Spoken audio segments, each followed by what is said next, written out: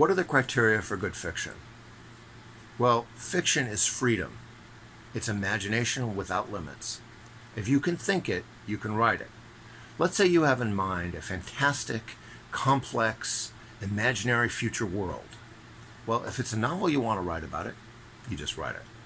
But if you want to make a movie about it, well then, first you're going to have to raise $60 million US.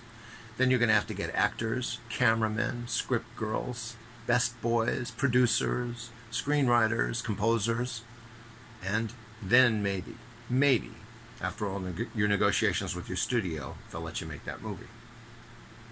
If you want to build something like a Gothic cathedral, you need a whole quarry full of marble and millions of man-hours of labor. But if it's a novel you want to write, all you need is your brain, a pen or pencil, and some plain paper. That plain paper, that carte blanche, is your freedom. Freedom to do anything, any way you want it. Any genre, any length. But it follows that because there are so many different kinds of fiction, there can be no one set of criteria for what makes good fiction. Instead, what happens is each work and the author's intention behind creating the work the way it is something that the reader goes and lives in for the time he reads the work.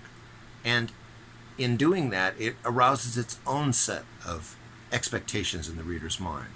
The reader will, consciously or subconsciously, know when those expectations are being violated or when they are being met and the fiction's potential is being realized. Where can I draw inspiration to write?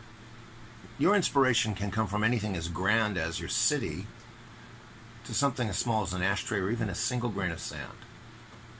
An oyster takes a grain of sand and finds it irritating, so it coats it and coats it and coats it until laboriously and finally it becomes a pearl.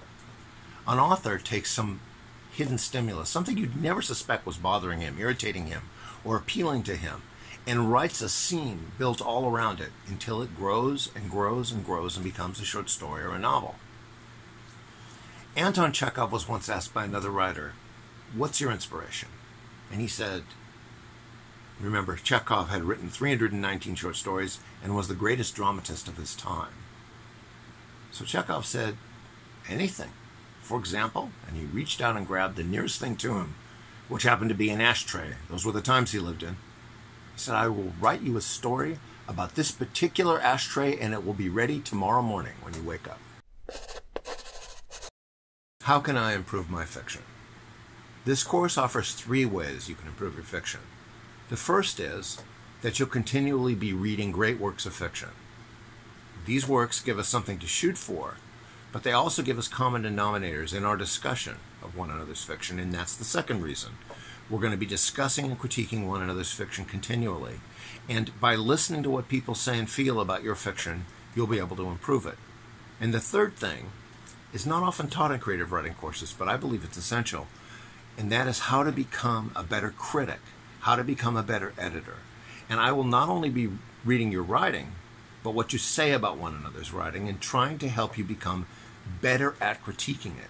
That means you'll have facilities that you can apply not only to other people's writing, but to your own work.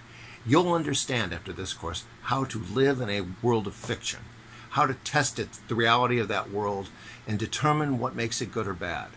You'll know how to begin to apply the criticisms that you'll be able to make to your own work and improve it.